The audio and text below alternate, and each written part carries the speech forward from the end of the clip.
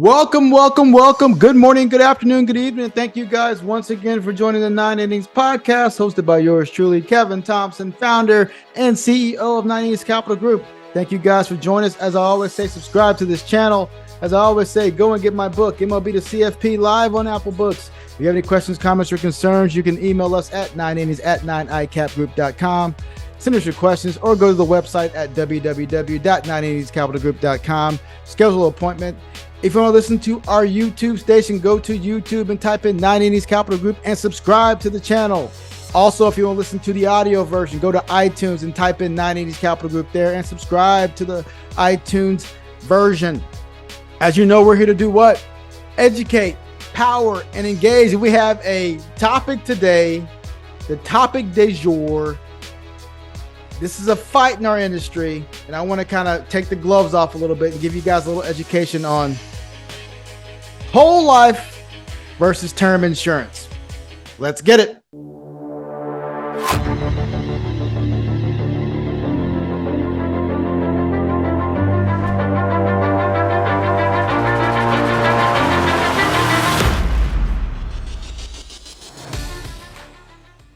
So a lot of us have come to that point where we are looking to protect ourselves, we're looking to protect our family, and we're looking for the best product to do so.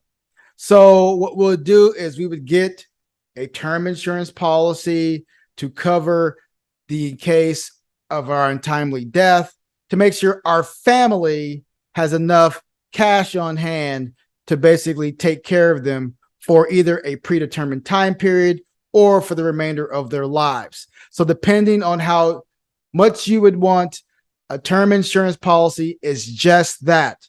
It is designed to be around for a specific term. What does that mean? For example, whether you get a 10-year, 15, 20, or a 30-year policy, that policy is going to be in effect as long as you pay the premiums for that amount of time, whether it be a 10-year period of time, a 15-year period of time, or a 20-year period of time, or in some cases, a 30-year period of time. So term is very easy to understand. It comes with certain riders attached to it as well, whether it be some kind of a disability, waiver of premium, or something in that effect. It also has extended conversion options to it as well. But for the simplicity of today's call, term is basically that. For example, I may buy a $1 million term insurance policy. I would have to go through an underwriting process with an insurance company. They would come back with a rating on that insurance, and then I would ultimately say yes or no to that rating based on whatever my rating is. If I'm a non-smoker or I'm a Olympic athlete, I would get a rating based on my physical stature at that point, whatever those ratings come back as, and I would basically say, okay, is it $20 a month or $30 a month or $50 a month? Depending on my age, of course, the older you are, the more expensive it's going to be. But that is what term actually is. It's an expense. Just like car insurance, if you don't use it, you lose it, right? So with that being said, term, very easy to understand. You buy it for a specific term. It's there designed to pay your family or the people, your loved ones, money to cover, whether it be burial expenses, whether it be cover kids' colleges, or just to bring in some cash infusion to cover the loss of income to a breadwinner in the household. So term, very simple to understand. There's no complexities to it. It's very straightforward. And that's why I have some term on my balance sheet, because A, I needed an additional amount to cover my family, and B, it's very simple to understand, and I know I'm going to have it for a certain amount of time. Now, here is the quote-unquote caveat. The caveat is it is an expense. If you don't die, you don't get any money out of it. And ultimately, if you do one of those yearly renewable terms, it could get more expensive as you age. So there's different types of term. There's level term insurance. There's yearly renewable term insurance. There's a type of term insurance that actually is a refund of your premiums as well. I haven't come around those nearly as often as I did back 10 years ago once I started, but there are options for that as well, depending on the insurance carrier. Term insurance, again, very easy to understand. It's an expense, but it's a lot cheaper in regard to the overall outlay on a monthly or annual basis. So let's go to the other side of the coin, which is permanent life insurance. Permanent life insurance has a lot of different names. You got index universal life, variable universal life, universal life, and you also have whole life insurance. So today we're going to concentrate on just one of those, whole life insurance, because I don't want to bore you guys to death, first and foremost. So whole life insurance is basically that. This insurance is designed to cover you for your whole life, hence the name, whole life insurance. Comes in a bunch of different flavors, also with the same benefits in regards to the term insurance policy, in regard to the disability portion of it, where you can get a waiver of premium attached to it. So that basically means that if you are disabled, based on the insurance company's criteria, you will be able to forego paying your premium while you're disabled. So, and therefore the insurance company either pays the disability or they just don't allow you to have to pay premiums once going forward based on your disability. So you have that. Now, whole life insurance in a nutshell is this. It's insurance that allows you to build a cash value inside of your policy. What does that mean? Well, as you're putting premiums into your policy, you start to accrue what we call cash value. And that cash value is money that you can borrow against, withdraw, or basically take loans against. Well, I said borrow against, but take loans against to basically fund other things that you see fit. Now, in the first year of this policy, though, there's not going to be a lot of cash value built up in your policy because it's your first year. So you have a lot of insurance costs attached to that. So don't expect when you buy the permanent life insurance policy in your first year that you're going to have, let's just say your premium's $1,000. Don't expect to have $1,000 worth of cash value in there in that first year. It's not going to happen. Not likely to happen because it just depends on how your policy is structured. So now with the whole life insurance policy, you pay your premiums. And traditionally, let's just say hypothetically, we had $1 million of term insurance. It cost us $20 a month for a 10-year period, a 10-year policy.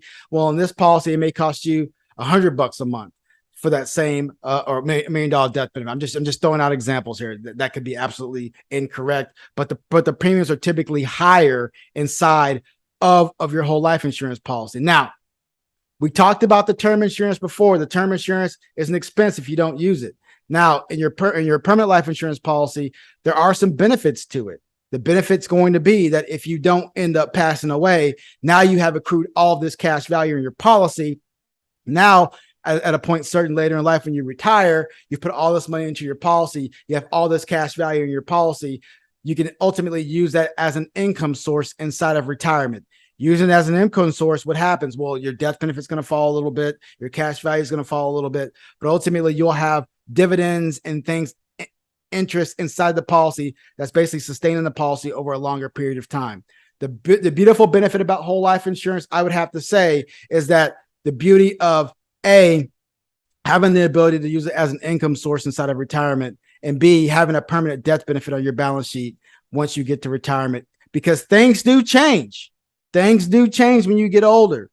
When you're younger, you're like, I'm not worried about that. My kids can figure it out on their own. And now you're like, you know what? I want to make sure I have my kids have a better life than I do. I want them to have a better start than I had. So those are some of the things to consider. Now, so which is better in each situation? That's up for debate.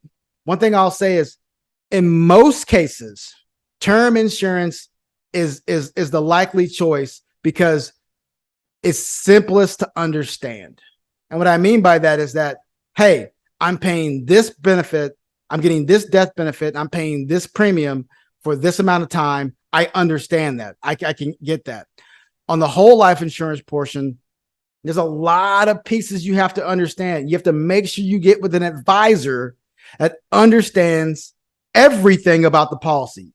And I say everything. I'm not saying just, oh, well, the cash value is going to do this. This is what the illustration does. No. Because if you just look at an illustration and you just say, oh, this is what it's going to do and all this other stuff, you will be upset at what your policy ends up doing in the future, because the illustration on that day is not going to be the same thing that happens in the future, because there's things that change. Interest rates are changing. So the policy's dividends change. The policy's loan rate may change in the future as well. So you have to understand how all of that works depending on the company that you use. I would say talk to your insurance advisor and get a good understanding of what the policy is telling you. First and foremost, one thing I'll say about whole life insurance is that you have this cash value in your policy and you are able to take loans against it. So let's just say you had $100,000 inside of your cash value at a point certain. So you can take a loan against it at whatever the loan rate is in your policy that's stated on the contract, or you can withdraw some of that money as well. You can't withdraw 100% of it, but you can withdraw some of that money inside of your policy. You can typically take up to 95% of the cash value out via loan. But what happens when you do that? Well, depending on which direction your company is, if it's a direct recognition company or a non-direct recognition company, your policy will not return the same that if you had not ever taken a policy loan. That should be basic 101 understanding, of course. But the idea is if you take a policy loan on your life insurance policy versus not taking one and run that same illustration over the next 20 years, your cash value would be lower in the future. That's just a given. Even if you pay that loan back a year later, your cash value is going to be lower in the future. Your rates of return are going to be lower in the future. So be very aware of that. If an advisor tells you that you can take a loan in your policy and you're going to receive that dividend as if that money was still in your policy, that is absolutely not the case. You will not receive that same level of dividend in your policy. Let me restate that. You will not receive the same level of dividend in your policy due to having direct recognition inside of your life insurance carrier. Why is that? Because the loan on the policy is recognized as it being a loan, and you will get credited a lower dividend on the amount that's being loaned out. That's plain and simple. That's fact. So if you have an advisor or a person telling you, no matter what, if you take that loan, you're going to get a dividend, you will get a dividend, but it's not going to be the same level of dividend that you would have gotten if your money would have stayed in the policy. If on the additional amount that's over the loan amount in your policy. So be very, very, very aware of what direct recognition is. If you have questions on that, you can contact us or contact your financial advisor, your insurance advisor, and have them explain what that actually means to you as well. So 1, understanding how the loan provisions work. 2, understanding how much you can withdraw from your policy at any given time. A lot of people think you can withdraw up to the cash value. No, you cannot. You cannot do that. It's a different rate. It's a different amount that you can withdraw out of your policy. So understand how that works as well. A lot of times part 3, a lot of times you're going to see that over a 6, 7, 8 year time period, you're not even breaking even in your cash value. Have to understand that this is a deferred type of account, which basically means that you have to realize that you're probably not going to break even between 5 or 7 years on the amount of money that you put in. But again, that's because you're paying insurance costs up front, paying insurance costs, paying commissions, paying things like that up front inside of your policy. That's basically causing a little bit of drag in the beginning. But that's okay, because over the long term, you typically have more cash value in your policy than the amount of money that you put in if you hold the policy enough. Now, I've kind of explained a little bit like that, but I want to kind of go through the crux of this conversation today. Term or is it whole life? Which one works? Well, they both work. They absolutely both work. It just depends on your current situation. A lot of people will say term and invest the difference. I am not opposed to that. If that's what you want to do, by all means, go ahead and do it, but make sure you save. Make sure you're saving money and putting money aside and investing money and doing it the right way. Because again, if you're not doing that, if you're just term and spending the difference, you're never going to get to where you want to go. 2, buying a whole life policy, putting money into that and building the cash value. It does work, but you have to have patience. You have to have patience. You have to have an understanding that this is a long-term strategy. And you also have to have an understanding that the rates of return are going to be between 3 and 5%, depending on what interest rates are doing. So with that being said, this is not an investment. A whole life insurance policy is not an investment. It is insurance. We have to designate the difference between that. So understanding the fact that, one, know what kind of company you have, if it's a direct recognition company. Two, understanding how much you can take out via loan or withdrawal. Three, the benefits of understanding that, hey, I have to be patient inside of my policy. And finally, four, whether it be term or whole life, it's just, you have to understand that there's a lot of moving parts inside of a whole life insurance policy. A lot of moving parts. It's not just simple, you put money in, this is how much you're going to have. No, you have to understand, first and foremost, your loan rate. You have to understand direct recognition. You have to understand how your policy is going to react when interest rates move up, or if they. Well, the best thing about whole life insurance is that they're interest rate correlated positively, because when interest rates move up, traditionally insurance companies move up their dividends. You also have to understand that a dividend in an insurance policy is not the same thing as a dividend in a stock or a mutual fund. So just because you get, for example, you have a $10 stock and they're giving you say a 10% dividend, you're not getting credited an additional piece of that dividend in regard to, like, say, was it $1? That dollar is not going into your stock and buying additional shares. On a policy, it's not doing that. And your stock, you can see, okay, I bought 10% or whatever my dividend was, and I bought more shares inside of that. You're buying more insurance and you are accumulating cash value, but it's not the same crediting as a mutual fund and or a stock or an ETF. So that's also important to understand. So finally, it's my opinion that a lot of this stuff that we're talking about today is a battle in the industry. Investment advisors like myself will say, buy term and invest and call it a day, because you're going to have more than enough money in the future to basically pay for kids and everything like that. And that death benefit's going to go to your family tax-free. Don't worry about it unless that tax-free death benefit's inside of a IRA or 401k or something like that. Then of course it's being taxed. But ultimately, yes, you're going to get a death benefit because you're going to save a lot of money, and your accounts are going to go up based on the rates of return on the stock market. Life insurance, on the other hand, whether it be whole life insurance, it's important to understand that, yes, you'll have a death benefit there. Yes, you'll have cash value there. Yes, you'll be able to use it as income at a point certain in the future. But one thing I'll say, this is the biggest thing, and I'm glad you stayed with me on this, because you guys are listening to the 980s podcast here by Kevin Thompson, the 980s Capital Group. One thing I find that is misconstrued inside of the industry itself is that life is not perfect. Life is not always roses. So when you start paying these premiums every single month or every single year, things happen. You may lose a job. You may have a death in the family. You may have to take in other people's kids. Things happen. Inflation. Things happen. Pandemics. Things change in regard to what you're able to spend on a monthly basis. And what I find, and what happens a lot, is that the first thing people do is, I got to lower my monthly premium on my life insurance policy, or I have to cancel my life insurance policy.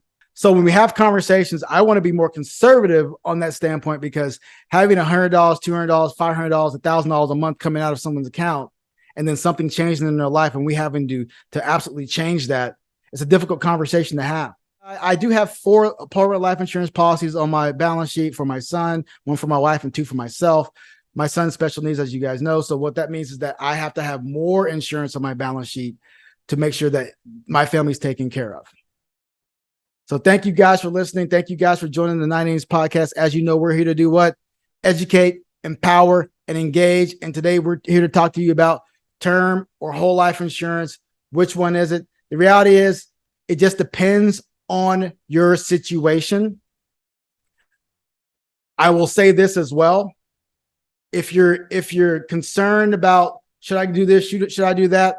Just get some term and think about it. Just get your term, cover your family, cover everything that needs to be covered, and just think about if this is something that you want to do, versus buying the whole life insurance and saying, you know what, I didn't want to do that. Thank you guys again. You listen to the 980s podcast. Enjoy your week. Stay humble, stay safe. See you next week.